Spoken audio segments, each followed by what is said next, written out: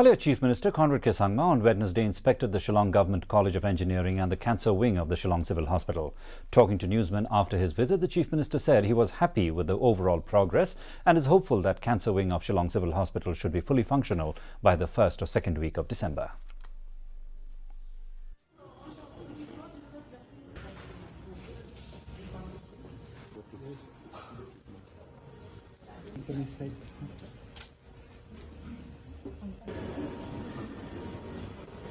The new equipments will take some more time to come because it's being done through a different process.